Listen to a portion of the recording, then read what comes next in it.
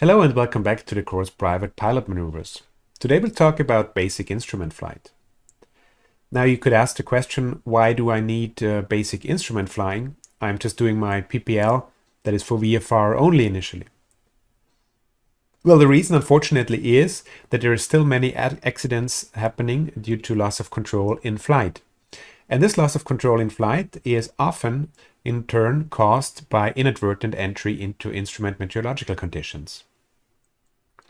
So for a VFR pilot with no instrument training at all, it is very hazardous to fly into IMC, especially into clouds or fog, because then all those very important external visual references for your attitude are lost, like most of all the natural horizon. And then your body is your main source, or your sensors in your body, for example, your inner ear, are the main sensors for your orientation. However, they can trick you into feeling something that is not actually the case. For example, you sense, or your body senses, that you're actually flying straight and level when in reality you're in a turn. So I could go on and on about this. This is a part of instrument training, is to realize all the illusions that can happen during flight without reference to the natural horizon. This exceeds, of course, the scope of this course. Suffice it to say that if you're a VFR pilot with no instrument flying experience, there's a high chance that when you enter clouds that you lose orientation and control of the airplane pretty quickly. But still, it might happen inadvertently. So maybe you didn't read the signs, so the weather was getting worse and worse during your flight, but you didn't turn around in time, and suddenly you're trapped and you have no other escape, and you enter a cloud inadvertently. So we need to have some procedure to exit the cloud again, or to somehow get out of the situation. Of course, this is something that shouldn't happen in the first place, so always do a good and thorough weather briefing, and if in doubt en route, just turn around. Always stay in VMC as a VFR pilot.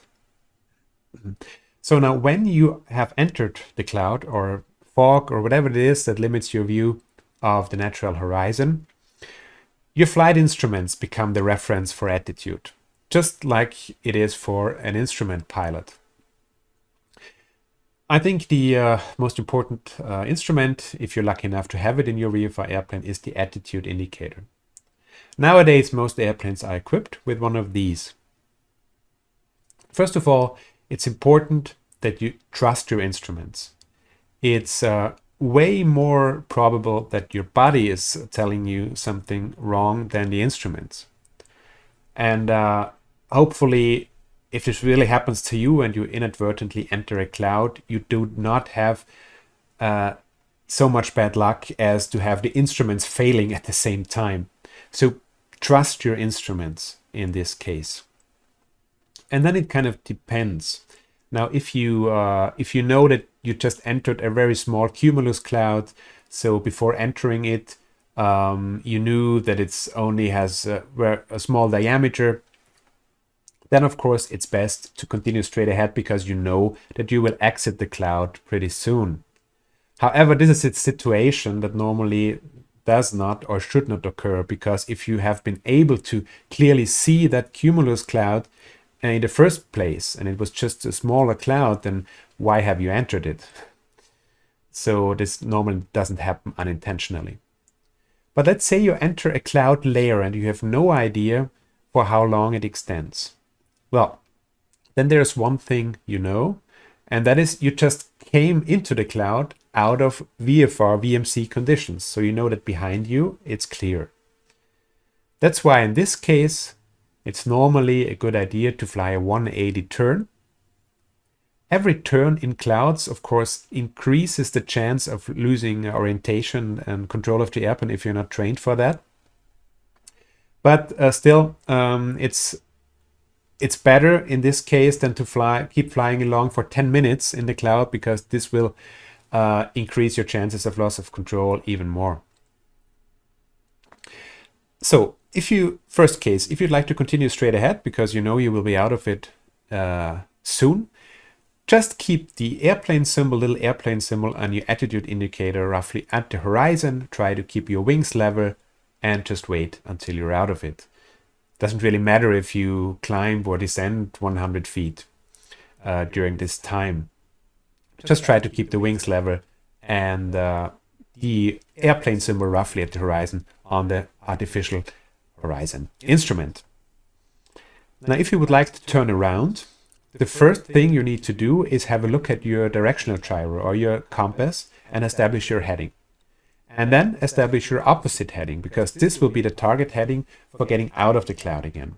So let's suppose you are flying along on heading 180. Then your back course would be 360. So first of all, make a mental note of your heading and your back course.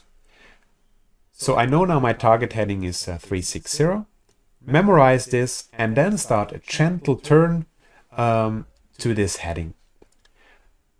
It might be tempting to do a tight turn with a lot of bank to get out there as quickly as possible, but don't do that because the higher the bank, the higher the risk of losing control in clouds.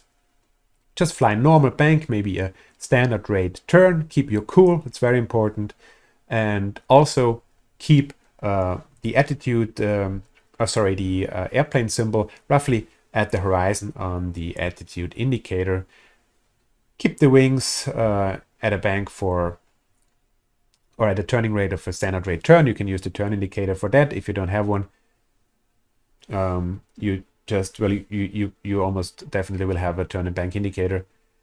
So use this to fly a standard rate turn to your opposite heading, and then it should be just a matter of a few moments until you exit the cloud again. And then really try to find VMC conditions so that it doesn't happen again. Now, if you do have an autopilot, use it, because this can be life-saving in this situation.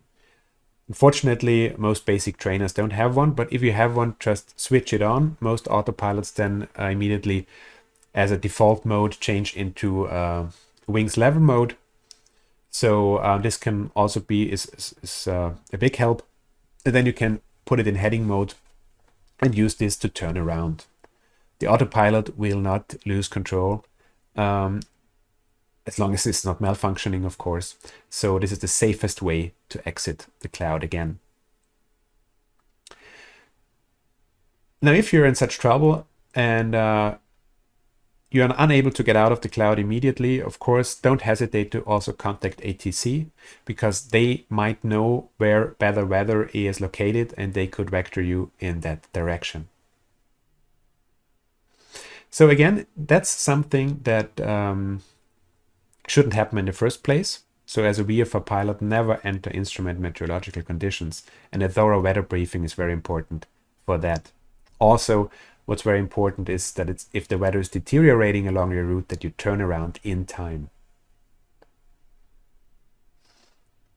All right, so this concludes the lesson about instrument flying. Well, it's very, very, very basic instrument flying, of course. And now let's try this in the airplane. See you there.